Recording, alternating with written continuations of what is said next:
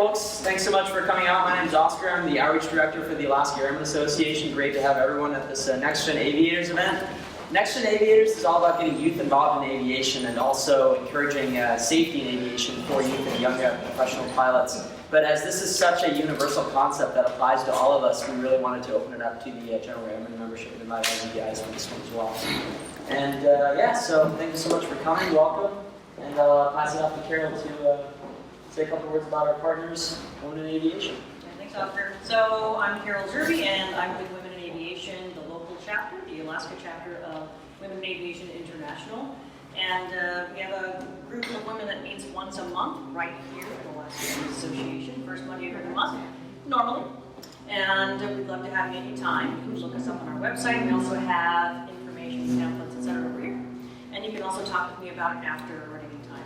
You see me, just catch me. So tonight we are talking about floatplanes, and I'm not going to say too much about the talk so it still is thunder, but this is Matt Regina, he's our speaker. And Matt is currently an FAA inspector, but he's a good guy, trust me. That's one way to clear the room, right? Yeah. And you know, as a professional pilot, I've had dealings with Matt in his FAA status, and he is one of the good guys. And he also has a lot of practical experience to share with us, which is what a lot of this is coming from tonight. So Matt is a retired military aviator, 28 years in the Air Force. KC-135 airframes, KC-141s, and instructor pilot in the KCs. In both. Yeah. And then had an air taxi in Fairbanks, 185 on floats. And the incident, one of the incidents he's going to talk about tonight is from that part of his life. And so we're really privileged to have him here. He's a widely experienced aviator and instructor, so please give him your ear, and why don't you give him a hand and thank you for being here. Thank you. So I really didn't kind of have any kind of set itinerary over here, because I'm going to take this opportunity to speak from my heart. You're going to see a piece of my heart tonight, and I may end up getting emotional because it was an emotional event for me. It was significant in my life, and I just want to share. Maybe you get something out of it, maybe you don't. Hopefully I won't stand in the way of that in my articulation and the way I communicate. You know, if you think you're getting value here, it's probably better that the value comes from free food tonight versus what I have to say. I do work with the FAA, however, I am not speaking from an FAA hat tonight. So that's outside. I'm not representing the FAA or their values or what they kind of look into. So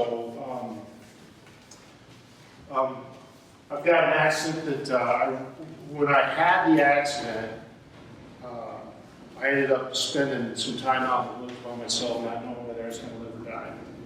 And then right after I was rescued and got back home, I recovered, spent the night, recovered, or took the night, and then the next day I started writing.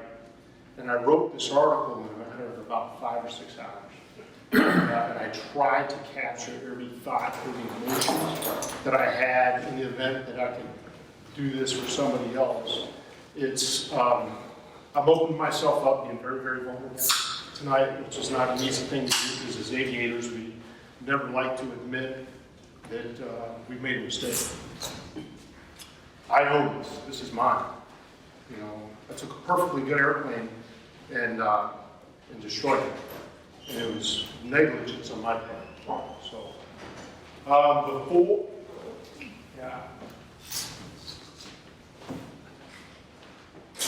So as aviators, we have a significant responsibility in the environment that we operate in, because it could bring harm onto others and innocent people and change their lives in an instant. And that responsibility takes a lot of prep and a lot of thought into everything you do. Before I get into this, and I'll try to keep it together. On the 20th of July, I was having my fiance help me move my PA-12. And the wings were off of it, the tail feathers were off of it.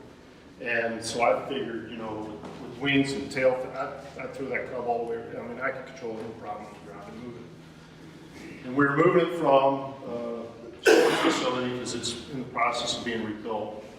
And started moving it out, and had control of the tail, of course, with no tail feathers, no wings on it. The CG is going to be out of whack, right?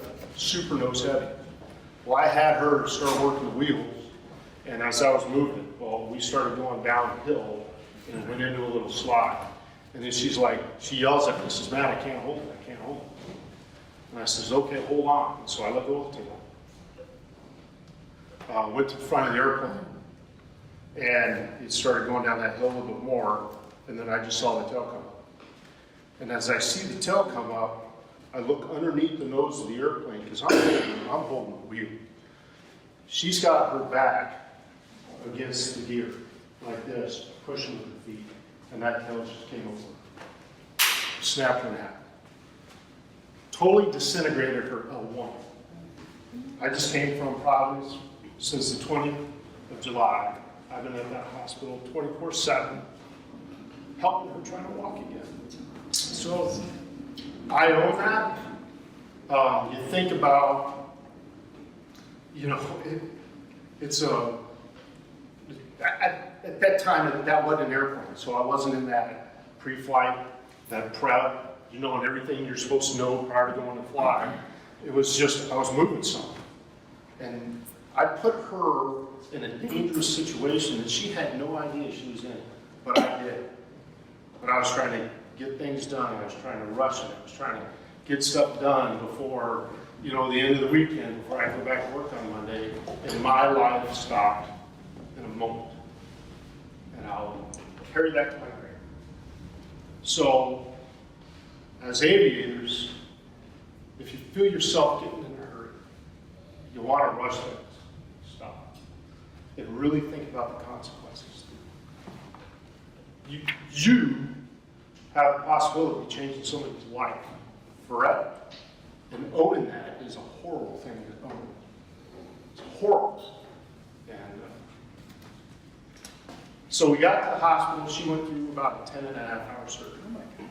And the outcome was fantastic. She's now, she has never once blamed me or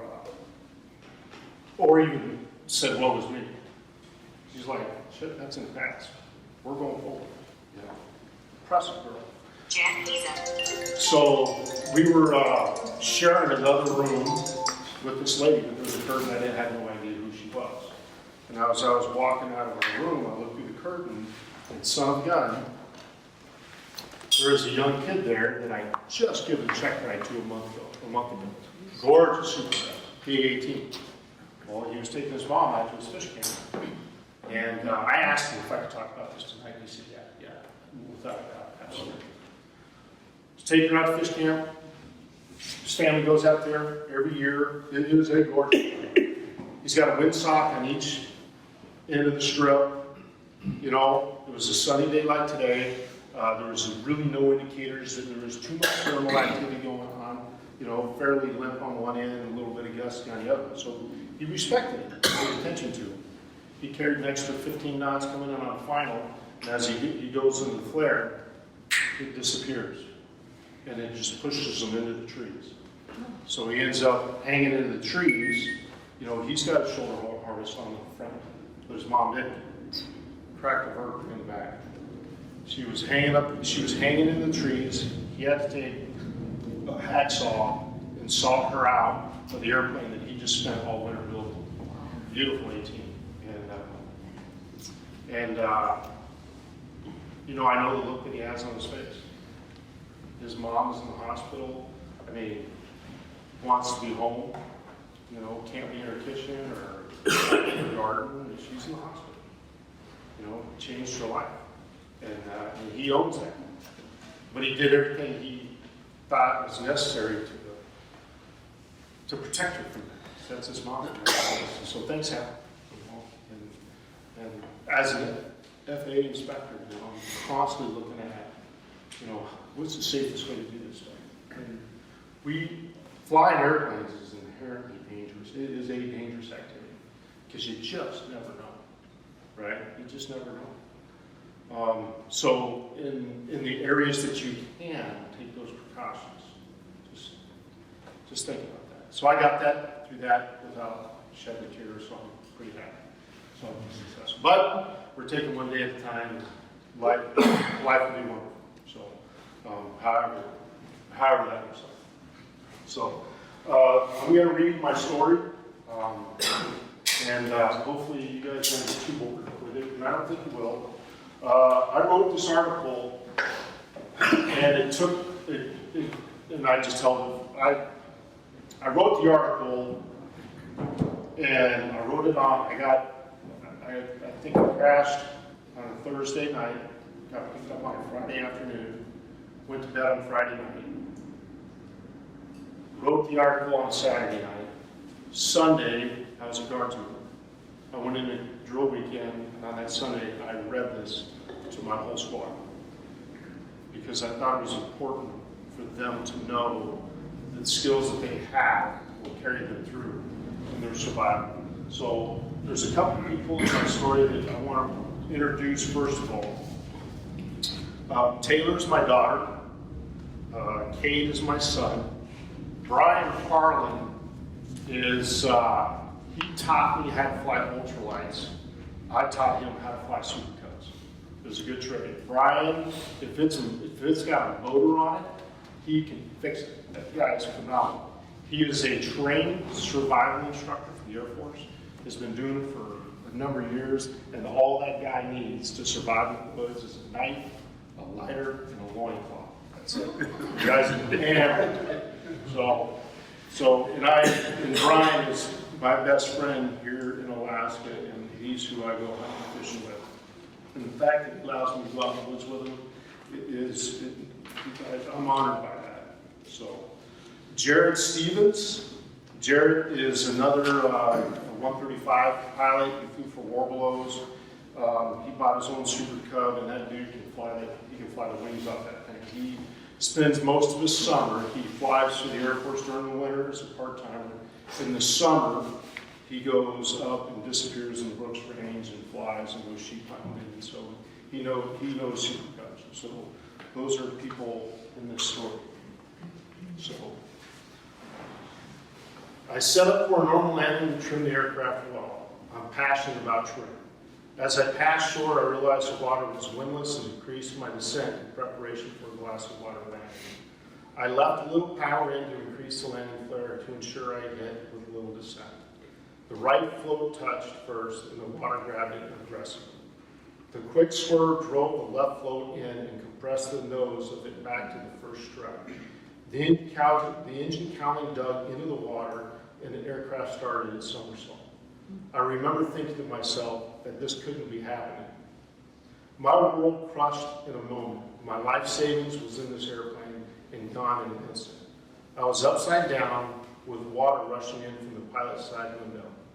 All I saw through the windows was a dark brown, motionless world, void of depth. I said softly, "Oh shit, oh shit, oh shit," and prayed to God this is not like that. These next events I recollect from perspective from the right seat. All my senses intact, but bodiless, watching myself from the side with fascination. I instinctively twisted my BAS seaplane rotary belt buckle and fell to the dash windshield. That was the last major purchase I made during the rebuild, and was so thankful at that moment that I did. I was so scared about not being able to get out, I saw myself disappear out of the pilot's window. I re-entered my body, standing on top of the right float, soaked with my hip waders full of water. I wanted to cry, but I didn't. I wanted to feel heartbroken, but I didn't. At that moment, I only focused on survival. I climbed on the float and surveyed myself in the situation. I was uninjured, soaked, and far from shore. I saw a cabin on shore about 200 yards away. There were reeds closer, but I figured they were too deep for me to get through. I remembered the class in the Isleson pool with Brian Hart, our survival instructor, stating you don't have much time in cold water. I wasn't sure if I could make it. The water above the airplane was warm, so I figured if I could stay toward the surface, I might have a chance. This happened in Fairbanks in May, and in Minto Flats. I went to go on the North Lake in Minto Flats, and that lake was frozen. So I proceeded down to the South Lake, which is only half a mile away, and that was open. So that's how cold that water was. It had just thawed probably a couple of days before. My adrenaline was pumping, and I wanted to take advantage of it, so I tried to make a swim for it. I figured now is my best chance. I've started a freestyle stroke and didn't look up. As I left the airplane, the water got real cold.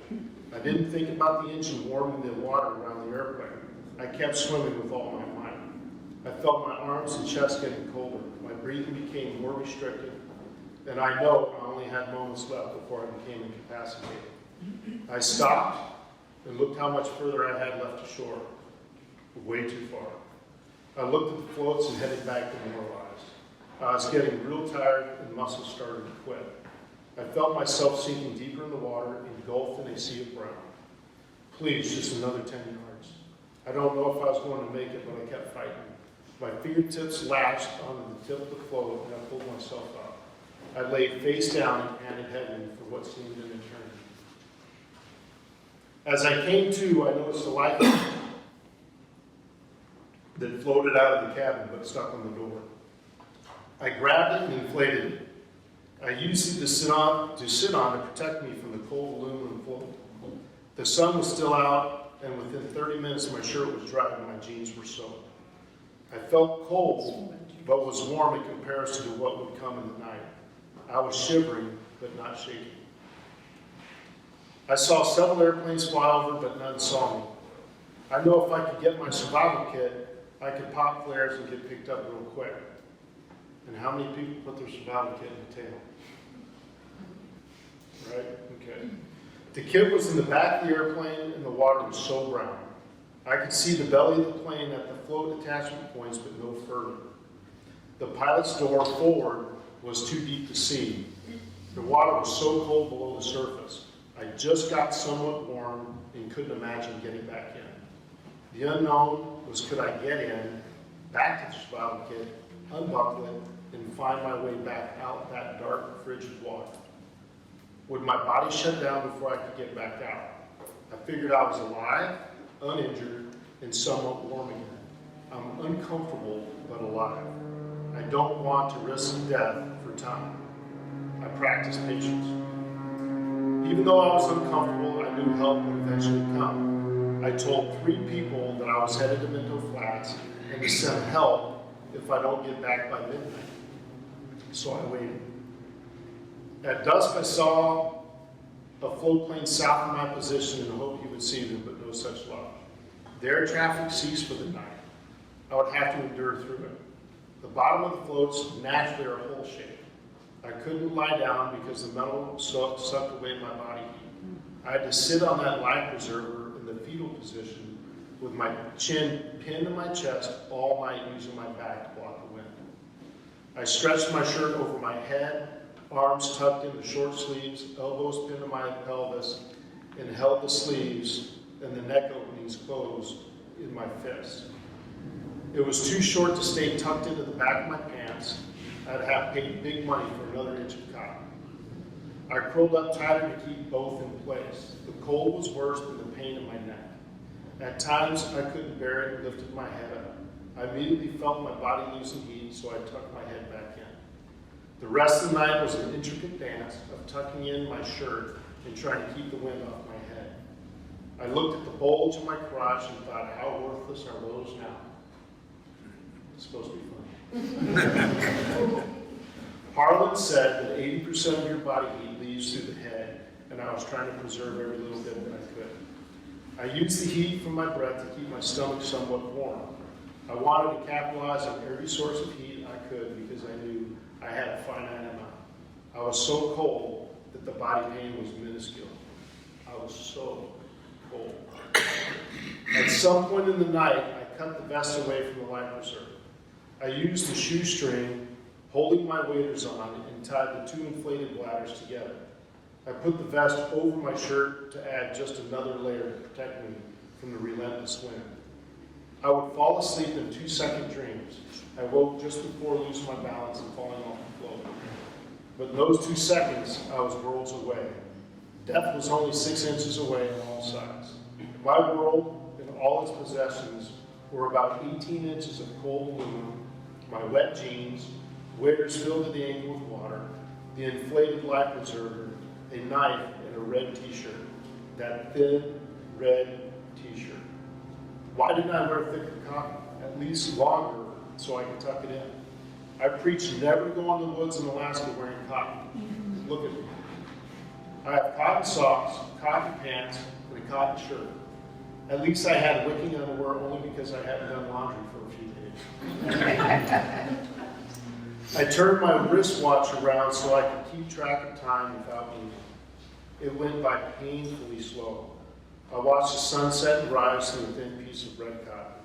I counted the hours until Jared would wake up and discover I hadn't texted and said help. 3 hours until 6 a.m. I wonder if Jared would wake up at 6. At the least would be 7:30. I can expect to see the forces coming over the ridge at about 8:30. Kate is probably asleep right now at a friend's house. Taylor is sound asleep in Puyallup, Washington with my parents. They have no idea I am alone, shivering and longing to be with them. 2 hours and 45 minutes until Jared might wake up and call for help. Please, son, rise and warm my shivering body. The mosquitoes were relentless. I could see about 20 perched on my waders. I didn't bother swatting the swarm around my neck. It was just a waste of energy. I know I was being chewed on, but I never felt the bite. I was just so cold, and that occupied my every effort. I wanted a warm blanket. I should be home in my bed. I shouldn't have flown over here without a flight plan. I should have stayed in Fairbanks. If I crashed there, at least everyone would see it, and I would be away from this cold. Mother Nature is unforgiving. There was neither escape nor sympathy from her. I had no shelter from the wind. It wouldn't stop. Ka-thump, ka-thump, ka-thump. The waves never stop hitting those floats. I hate that sound. I see the sun rising, but it remains behind a cloud. It takes so long for it to get above the horizon this far north. I didn't get a shred of warm sunlight until about 7 a.m., and the adjective warm is generous. I was less cold in too short of time. By 7, I kept my eyes firmly locked on the horizon. I imagined a fleet of float planes cruising over the ridge, racing to be the hero to find me. Maybe Jared waited until after the pre-flight. So Jared was on alert for the 168 in case 135 alert. We have 24/7 alert. Every morning at 8 o'clock we do a pre-flight. So he was on alert. I told him that I was going over to Minto. If I don't text him by midnight, send help. And he never did. The air traffic over Minto started to increase, and with every passing airplane that didn't see me, my hope dwindled. My hearing became keen for the whine of a reciprocating engine. By 9 a.m., I couldn't believe nobody came looking. Did Jared call? How can nobody see that my truck was parked at the float pond and the plane was still missing? I remember looking at my forearm in the sunlight with my knife in my other hand. I could slice an artery, and the cold would go away in moments. The misery would end. I thought of my son and my daughter, and what misery that would cause them for the rest of their lives. Sorry. My slow death pales in comparison to a lifetime of shame, emptiness, and anger they would endure. Their father is not a quitter. They deserve better. If this is my death, then so be it. What will it be? Starvation, exposure, whatever it is, it won't be my choice. Lord, when I was a teenager, I asked you to teach me patience and humility. I never expected you to take it this far. You really have a point to make. I am no more important than many others who have died in similar situations. Why should I think that I deserve a better death? I don't. It's 10 a.m. By 3, if help hadn't arrived, I'm making another swim for it. I'll put the life preserver around my neck, tie onto the oar, and kick until my muscles quit or I reach shore. I don't know if I'll survive. Being uncomfortable in the cold water is not the issue. It's wondering if I'll die trying. Will the cold brown waters of Minto be my tomb, my final resting place? We'll see at 3. I hug the life preserver to my chest to protect my stomach from the float skid and the cold mountain. The sun had wandered its way through the clouds and finally gave me mercy. I fell asleep, and I don't recall for how long, but it was wonderful.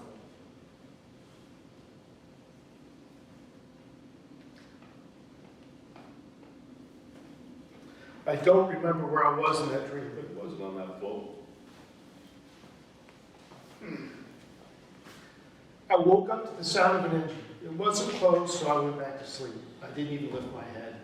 I gave up on the hope of an airplane seeing me that was several miles away. Kevin, the chief pilot from Bell Air, had a check ride with the FAA today. I wonder if they will come over here for patterns or stay in Fairbanks.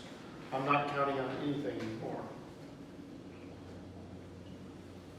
Why wasn't help coming?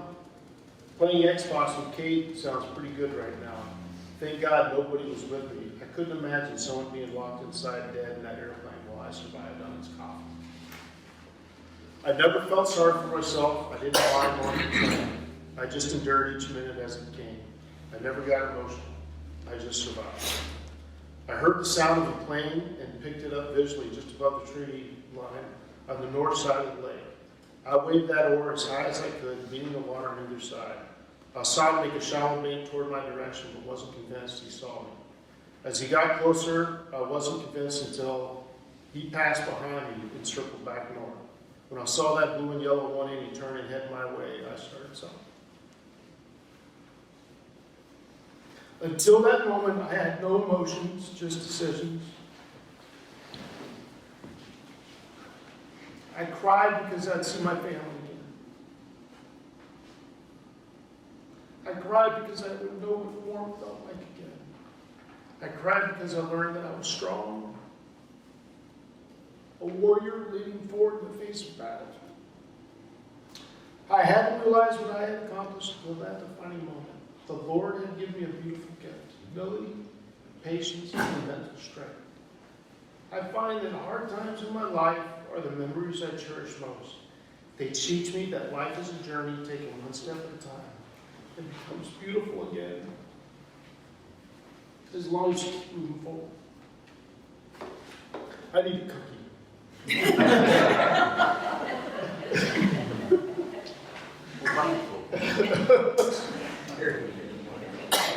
Human strength is limitless. When the mind is right, the body will live. Survival is a state of mind with dying not an option. It's a journey that has to be taken 1 minute at a time. Understand that at any time you can be in this situation. You may think you couldn't imagine going through this. Of course you can from the perspective of a warm house, dry clothes, reminding yourself. Thank you, sir. I appreciate it. Neither did I. I am no more special than anyone else. Harlan spoke to me for 14 hours straight. I kept hearing him call me a Tinkerbell all night. If you find yourself in a similar situation, your family and friends expect you to come home or die fighting. When there is nothing left, leave a legacy of determination. I wanted to tell this story to you. We all imagine and wonder how we would react if we found a situation. Would we make it? How well will we handle the situation? Will I panic? My situation could have been a lot worse, but the gloom of it was I never knew when or if it would ever end. Deep down, I'm a pansy. I hate being cold. When I go to the woods, I make sure I pack enough to always keep warm. If I'm not warm, I don't care about shooting anything. Harlan has dragged my caboose all over these Alaska woods and pushed me beyond my limits. But you know what? I don't have and neither do you. I survived without a doubt, and if this bumbling idiot can, you can too. So, come home. When you go and play in these woods, prepare. Put on your body what you think you will need. If you survive an accident, the only thing you can count on having is what's on your body. Harlan always carries a knife and a lighter. How I wish I had a little space blanket in my back pocket. When you are upside down and your car is on fire, the only thing you're going to think about is getting out quick. Please don't let me die. You will not reach for your cell phone in the dashboard. From now on, my life past will contain a waterproof satellite phone, a spy, 4 space blankets, a signal mirror, a whistle, and a flea stocking cap. And yes, it'll happen to me, but I'll be ready. I may be human, but I am not fragile. I will bend, but I won't break. And that's my story.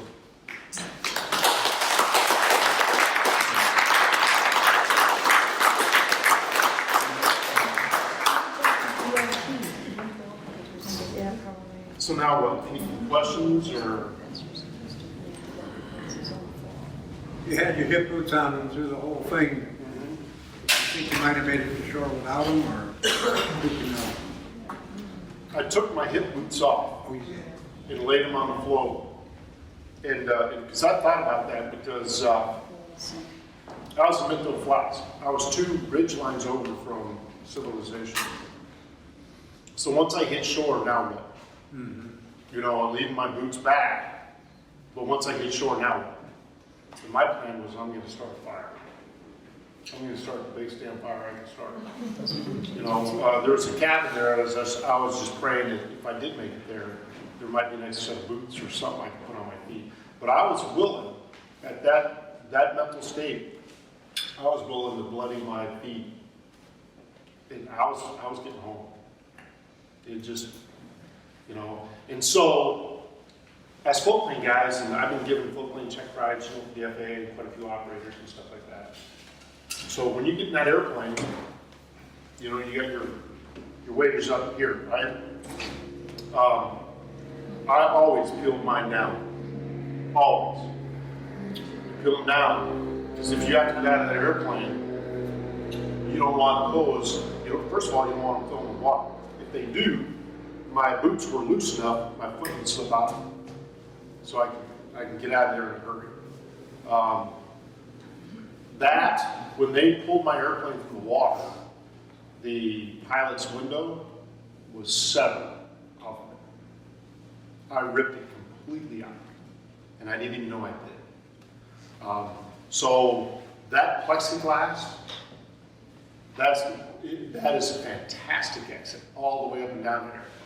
And when you want to get out, you're going to get out, and that plexiglass is not going to stop you from getting out.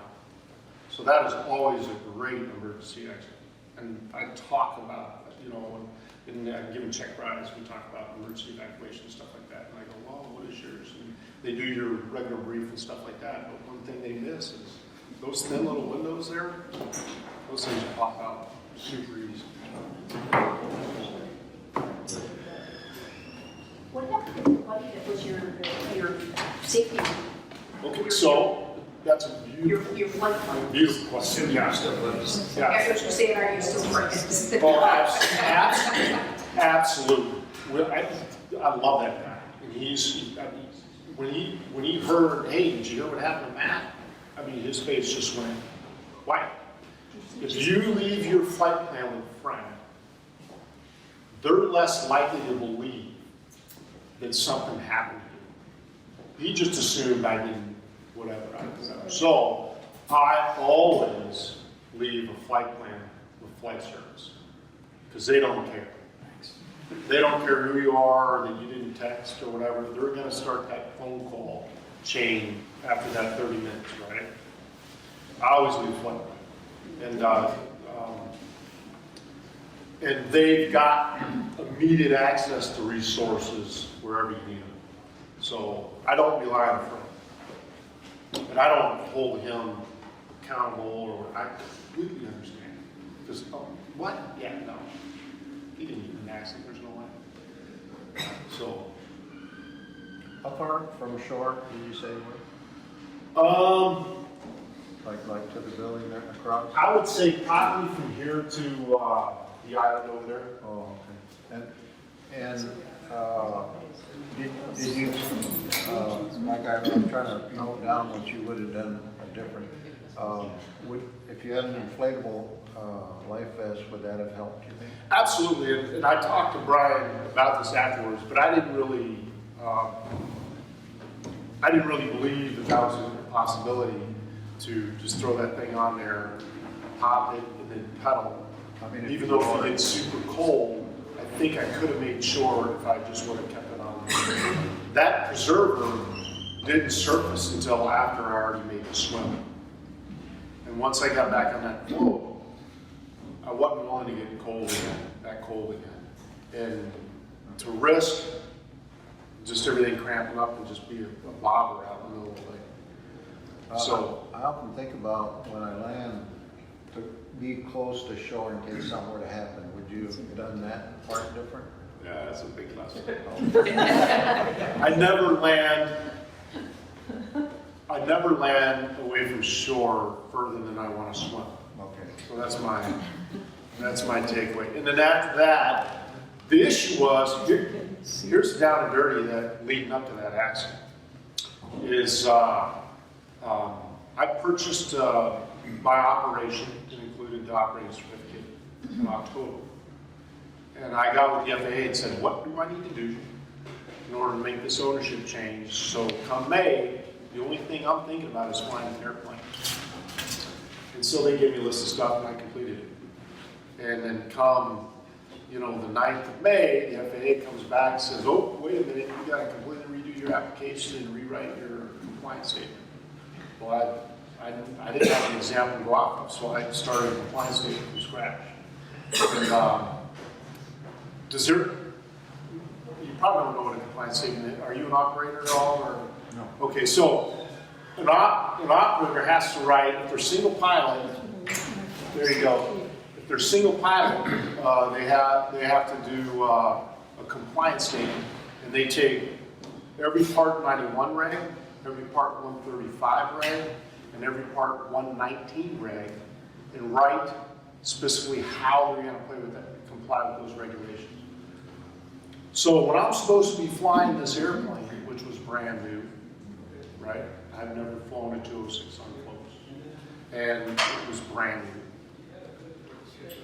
I was busy writing the damn compliance statement versus studying notes of the seaplane instructor or any kind of float plane book I get my hands on, right? So my mind was not in flying floats; it was in writing a compliance statement for the FAA. And then I finally got a compliance inspection done on it. Went out that morning and I had Dick Burley. I said, Dick, and he's a DPE, just a phenomenal old guy. The guy's been flying, amazing. I said, Dick, come and fly with me to make sure I'm safe and I don't hurt myself and I don't hurt the airplane. He said, absolutely. So he came out and him and I flew, like an hour or whatever. And after about 4 or 5 touch and goes, off of Fairbanks, I go, hey, Dick, you want to take a landing? He goes, no. He said, dude, you don't need to be paying me $70 an hour to watch you fly. You got this thing figured out. He said, drop me off, go over to Minto, and just tear this thing up, just figure it out. And then, I literally, I took him literally. Yeah. In that next takeoff, man, I went over to Minto. The conditions were perfect in Fairbanks for doing work because it was just a little bit ripply. But when I went over to Minto, man, that whole area was just glass. And it just didn't dawn on me as I was on my base that, hey, this is a glassy water land. I didn't really think about it until I was already, land and going. I'm like, oh shoot, it's glassy water. Actually, just went around. Said, and after that, every time I do a glassy water landing, that is an instrument approach for me. And every time I landed a float plane in my business after that, I always tried to do a glassy water technique if I could. So when I needed the skill, it was there. It was practiced. So you use the instrument, your Yeah. 100 feet a minute. Yeah, I mean, I had locked on airspeed and VVI, and so when I flipped that airplane, I had no idea what happened. Yeah, I had no idea what happened. And had you been closer to shore, you could use the shore as a reference. Absolutely. Absolutely. That was a skill that I didn't pick up till that moment, right? So I assume the ELT didn't go up because it was underwater? Yeah, it did go on. And I thought all floatplane pilots wear the life vest. I thought that was sort of required and sort of mandatory. Not required. And I see your vest up here, I'm with Civil Air Patrol, and they always tell you wear what you're gonna crash in, but I could see if I crash in the water and I have that heavy vest on, it might be No, it's inflatable. that one, because mine Yeah. isn't, mine just has all my So survival you fly on the stuff. float plane? No, I haven't done it in a while, but so regular plane, we carry what we're gonna crash in and all my This is survival stuff. inflatable, Yeah. and Oh, I see the cord. one of my friends gave a safety meeting similar to this. One of his best friends died in Lake Louise in a boating accident, Oh, geez. and he had a brown one of these. Nobody can find him No. wearing a brown one. Yeah, Yeah, there's so many life jackets that are on the market that are blue. yeah. It's ridiculous. So I've got that exact vest. Where you're saying the life vest, the inflatable one is what you should be flying if you're flying floats. If you've got a standard boat life jacket on, as soon as you're out of your seatbelt, it's gonna pull you up, That's true. and you're not gonna be able to get Well, I'm out just of your- talking about the float flies fly with the inflatable life vest, they wear You that. fly with the ones that you Right. inflate, and you don't inflate it until after you're out Right. of your. I just assumed it was meant. We fly that whether we're flying over land or on water. When I'm on wheels, I wear my float vest because I have a signaling mirror, I have all a that. space blanket, fire Flares, starter all that. in the little pockets, and a couple of Do you, creative do ones. you have a stocking cap? What? I don't. All I that would stuff. put a stocking Is cap. that right? My little trick? See what this is? It's a Tyvek suit. Oh, Yeah. It's wind, kind of Oh, wind that's and waterproof. It has a hood, It's a onesie, so it's with, and it weighs nothing. I was also gonna say, if you took your blue jeans off, you might get to shore, because they're pretty heavy to swim in too. Yeah. You can sort of get your Just saying. jeans and make essentially a float as well Yeah. by tying the legs together and then you blow into it or get air in through the waist. And I've done it in a pool. It's doable. It's Really, with the waistband, really? Huh. Yeah, my fear though, if I come walking out of the woods and just my underwear, I might get shot. what were you The wearing? jeans that- swim with the short. I was wearing some blue jeans, and I was wearing a red thin cotton t-shirt. I almost brought the t-shirt. I kept that t-shirt and I've never worn it since. So what are you wearing now? Huh? What are you wearing now? What kind of? Just some sort of synthetic, you know, like these are Under Armour synthetic. So you're not worried about the synthetic melting to you? That's what That's I. another Yeah, I mean, problem. it's a catch-22. Yeah. Well, you could get no I got mix. wool. I mean, you can't, I mean, wool would be great, yeah. Wool's the way to go. Or you could get Nomex suits that we fly with Civil Air Patrol. Yeah. Yeah, I wore Nomex for 28 years, Well, I don't know how good it is. yeah. What- But I just, you know, you can, it's amazing, what temperatures you can survive in as far as cold goes, as long as you stay dry. As soon as you get wet, you're done. You're just done. What, Carol? How cold did it get that night?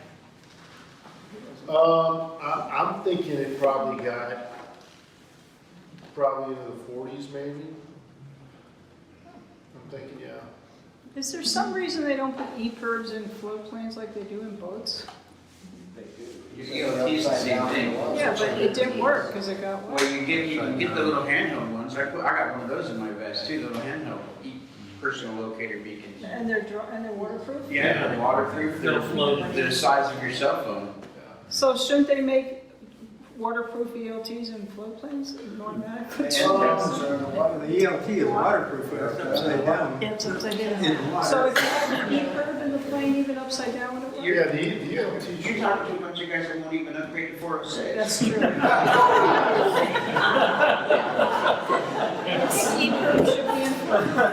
What They kind work of, them boats upside down. what kind of belt did you say you had on, that you just put on before you had? What's that? What kind of seat belt did you have on that you? It is a BAS seaplane seatbelt. Is that like a 4? And it's, yeah, it clips, and what's awesome about it is that it attaches here. So they're separate, they're not like linked in and then you got the thing through it. There are individual attachments with this one here, and that round When you turn. is only connected to this part of the belt. you And here's the really cool thing about that, is that I remember putting it on and just clipping it together and then thinking to myself, if I ever get into a situation, you know, I just reach down and I spin it this way. And I told myself that one time, that's it.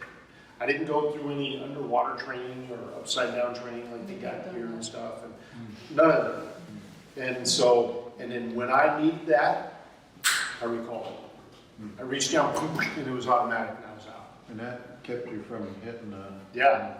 Yeah, but it was interesting because it wasn't a, it was a, yeah, I mean, it was just almost like a push. It was like flipping into a pillow. I was shocked. And then, yeah, and my adrenaline kicked in. No injuries at all? Nope. I'll get you Carol next. Okay. Go ahead, sir. Oh, did you say? No, you. Oh, see, even good ones like that can fail. Did you have a knife tape somewhere that you could reach if you needed to cut yourself off? No. That's And, my and best. what I did, To have. yeah, what I did from them after that is I got one of them really thick waterproof bags, and I put my survival kit in that, and I always kept it in a float. Because in a float plane accident, most of the times, the airplane's upside down, the floats are up. And in that bag, I kept an axe, right? So I can always boom, jump in the water, reach underneath, flip open that hatch and be able to get to that bag, pull it out. Now I got an axe. If I really needed to, I could chop into the bottom of that airplane if I need to get in it. Yeah, just as a point, OAS lost a plane years ago by Costa 185. The last flight of the fall, checking the park up there, and they flipped it on takeoff. All three of them made it to shore. One guy was a smoker, so he had to smoke. Be able to start a fire in little wood, you know, this high. 36 hours later, they got picked up. The vacuum pack survival kit was in the plane, in the back, and nobody was going back. So what's really comfortable about that vest right there, I mean, you're gonna sweat in the summertime. But I put my space blanket right in that back pouch with my hat. And that provides an actual lumbar support sitting in your airplane. And it's really comfortable. So, Carol, you got, Oh, it's about safety recommendations for gear and floats. what's that? My question you already answered. Oh, sweet. Thank you. Sweet. I'm not an expert, and I don't claim to be. I don't claim to be, you know, somebody who's got all this lots of experience. That, you know, you guys have got a ton of experience. Anytime as an FAA guy, anytime I go out and give a check ride, I'm excited about learning from them as much as I'm there kind of evaluating them. Because they're in it and they do it every day. And so this is just something that happened to me. The key point is I was pushed to my limit. And it didn't matter how uncomfortable I got. Death wasn't an option. if death was what was gonna come of it, I wasn't gonna choose it. I was gonna let God choose that, not me. And I was gonna fight as hard as I could. And it didn't matter how uncomfortable I was willing to do what was necessary to come back alive. And it's amazing. I hope it was a beautiful gift to get that and to see what my response to that would be. Because I always thought of myself as I just quit. I just quit. Because I hate being cold. I hate being uncomfortable. You know, I like a nice scotch. I like a good cigar. You know, I like sitting back in a nice overstuffed chair. But when you get pushed to that, it's amazing how your body will respond and what your mind will do. So I'm sure that you thought a lot about this over the years and studied it. And I always felt that I wished and hoped that I would be more like you were in that incident. At the same time, I still do have a deep down fear that I wouldn't have that kind of fight. yeah. So, in your thinking about this and reading about it over the years, have you come up with anything that shows the difference between that mentality that makes it through and the one that doesn't? Or what is the difference in the mentality? The difference is it's just like Lisa in her fight to learn how to walk again. There is no past. There is no woke me. There is no, oh, I should have or would have, could have. Why am I here? Whatever. The only thing that matters is that moment. It's just that moment. I can survive one more moment. Right? I can take one more breath. And all of a sudden, one moment is 2 moments. And then 2 moments, and 4 moments. And then you just, and the decisions that and thank God I'm not hurt.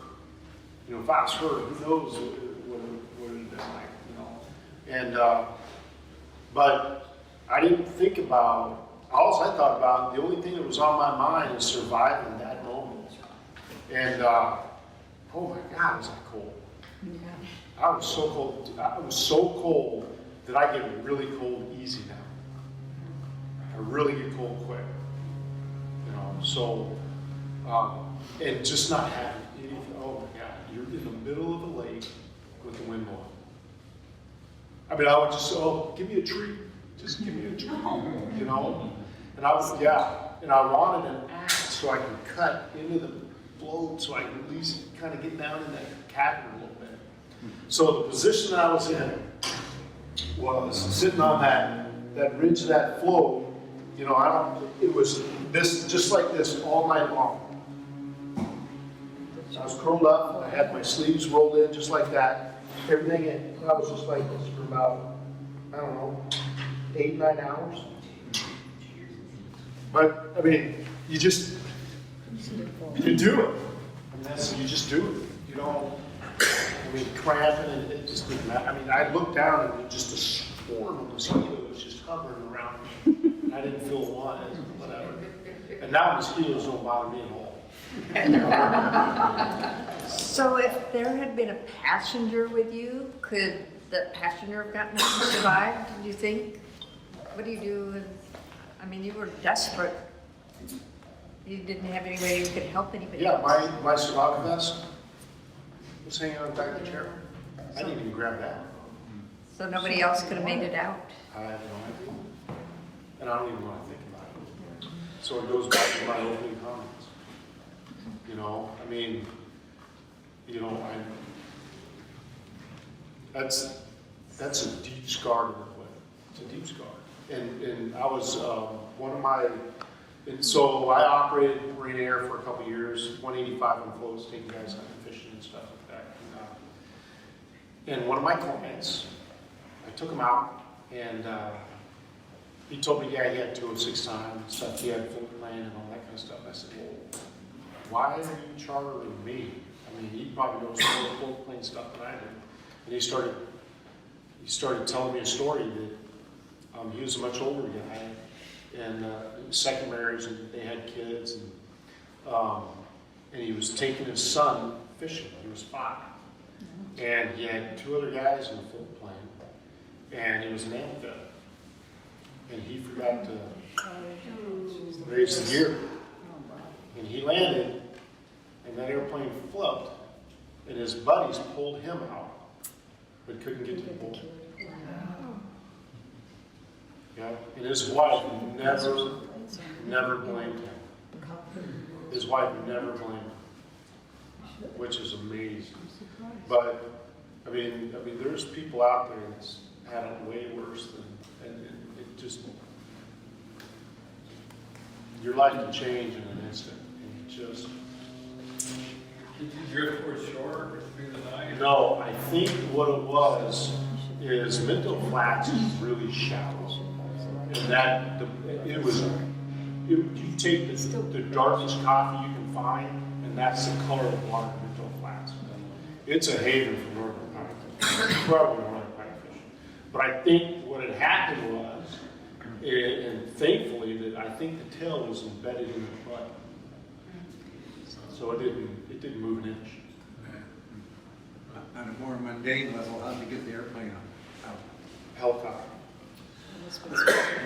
Have you published your story? Yes, my story was in, so I wrote the story, and the only reason why I wrote it is so I could read it to my squadron mates in the 168. Because every year we sit through Harlan's survival classes, sitting in the back of the auditorium with our feet up on the chairs in front, yeah, then we go over to the pool, and he throws us in the pool and sprays us with water, and we gotta learn how to get into the raft and all that kind of stuff, and it's just miserable. We bitch and complain the entire time we're in the water. But we're in the pool, you know, and so I wrote that story to tell my classmates, because every one of us sits in there and goes, if we're ever in a survival situation, will we just give up, or will we fight? And I wrote it saying, we will fight. And so I held on to that story because I was an operator. I didn't want to publish the fact that I crashed an airplane. You know, I didn't want to impede my business. And so the gentleman who rescued me, oh my God, his name escapes me. Anyway, about a year after, I think 2 years after, a year and a half after, I ran into his son in Hoodoo Brewery up in Fairbanks. And so I got his number, and on Thanksgiving that year, I called him up. And I said, you know what I'm thankful for? I'm thankful for you. And Did he come looking for you, or it just happened? No. That was the beginning of the float plane year, and it was the first time he took his airplane out. And he was just there to get warmed up. McGoffin, Jim McGoffin is his name. Do you know him, or, you know, huh? You know of him, Jim McGoffin, right? So, I mean, he's like in a couple of books and stuff like that, so he's been playing floats forever. And so I called him up, and I said, I go, I'm thankful for you. And so he goes, man, I've been trying to get a hold of you because people keep on asking me to write an article about finding you, and I didn't want to write it until I talked to you. And so we wrote a combined article from his perspective, and then from my perspective, and sent it into SPA, and they published it. They loved it. They were like, this is what we're looking for. So, yeah, they published it. It's published under SPA. SPA, yeah, Seaplane Pilots Association. So, yeah. Do you know how to search for it by chance? You know, I don't. You know. No. I know how I search for it. I just go to my shelf and grab it. I tried extensively to find it online. You weren't. I'm going to leave this here. What year did it happen? I think it was 2013. Well, 13. It was the spring of 2013. Because I bought that operation in October 2012. So I know all of us have such a unique and an interesting perspective on their own aviation. Even the youngest pilot has got something to offer. And to have a forum where there is no ego, there is no I'm better than thou, an opportunity for us to sit back and just try to learn from one another. And that's what Carolyn, that's what you and I did. That day you came in and talked about your accident with me in an official capacity with the FAA. You know, we're here to try to help you guys be safe, be safer. I want you guys out there flying. I want this fraternity or sorority that's not gender specific to be strong, to grow, and to proliferate aviation. You know, we want to get safer and to put those risk mitigation elements into your planning and really thinking through, okay, you know, every time I get on a Harley, what idiot is going to kill me today? Yeah. Right? And so when I fly, I take the same approach. And here I got bit a couple of weeks ago because I didn't apply that same safety into doing what I was doing that I do when I'm thinking about going fly. Did you rebuild the airplane? Did you Nope. mitigate? No, the insurance. I had clients the next week on a Tuesday when I wrecked it on a Friday. So I gave it to the insurance, and without even getting word back from the insurance, I went out and bought a 185 on floats on Sunday. And the scariest moment of my life was that first landing back on floats. I was terrified. Did you have any additional mods to the airplane, that airplane, or? The 185? Yeah. The 185 was a trick. It was really super nice. It had the wing extensions, it had VGs, it had a 550 in it. It had Whip Air 3800 floats, which they only made 2 sets of, and I had one of them. Wow. And they're a really, really big float, but you couldn't bury them nowhere. They were so overfull. And with that 550 on there, it performed like a super gun.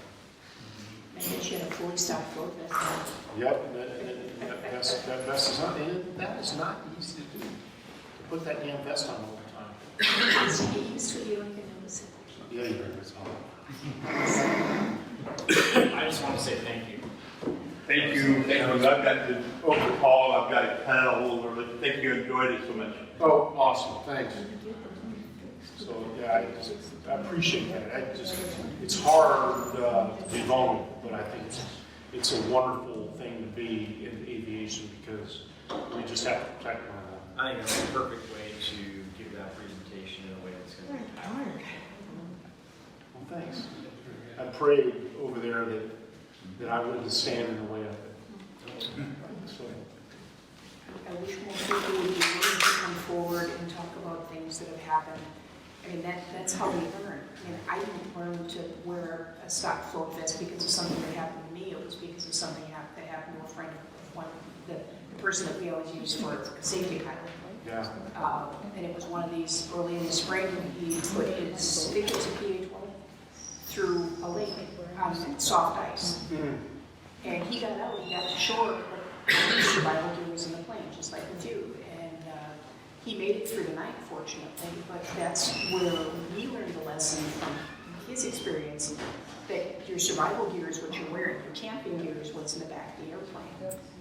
And that's, I wish more people would be open about things that have happened, not to say, I made this mistake or whatever, but these are the things that I learned to try to keep other people alive. Yeah. I've got another question. How many people have Super Cubs? So what's the question? Super Cubs? Super Cub or a tail well, all right, tail well fabric, right? Human fabric. Okay, my next question. Half fabric. Half fabric. So my next question is, how many of you guys do off-airport stuff? Oh, I love it. How many people have a helmet? Working on it. Bicycling. Good. So the statistics are out there that, and I'm not gonna say specifically, because anytime you throw a number out there, somebody can prove you wrong. But most Super Cub fatalities due to a head injury.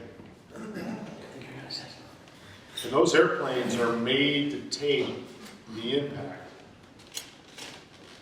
of hitting terra firma and really protect you. If you got a helmet on, you may end up walking away. So, versus not walking away. And the impact doesn't have to kill you, knock you out for 30 seconds and the fire goes. Yeah. So, most operators out there are using spider tracks, which is a really, I mean, they're to the second. They know that's what their operational control is.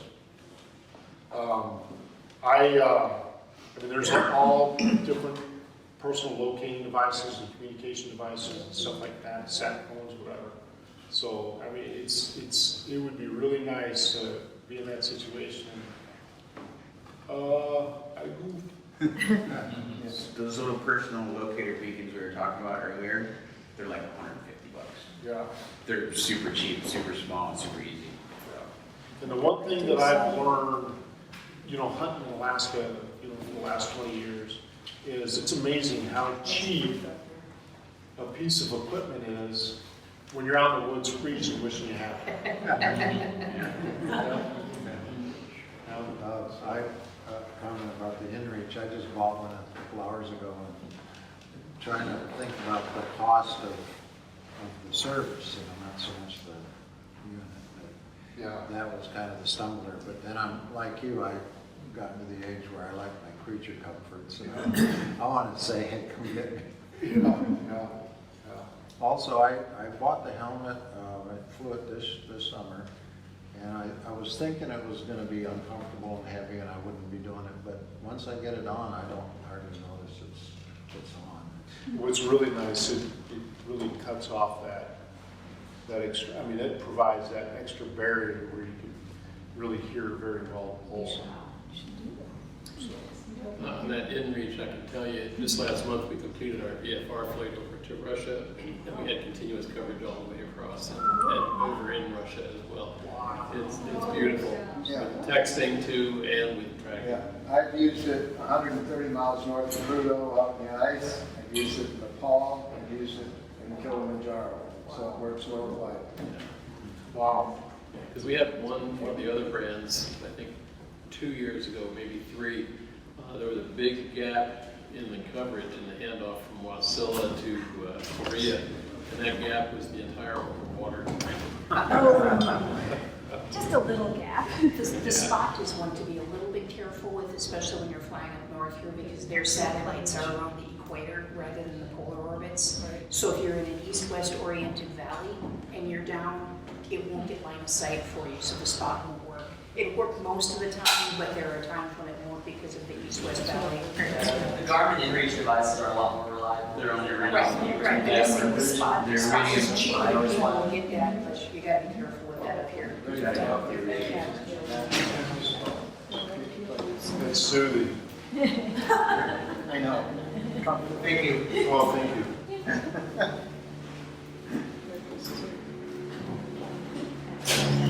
They're simple for your gun. What's that? That's simple for your gun. How many people have had Dunker training in here? All right. Fly floats? Do it. Is it counted here? It's 25 years? Hey, let's give a hand to Matt, you guys. Thank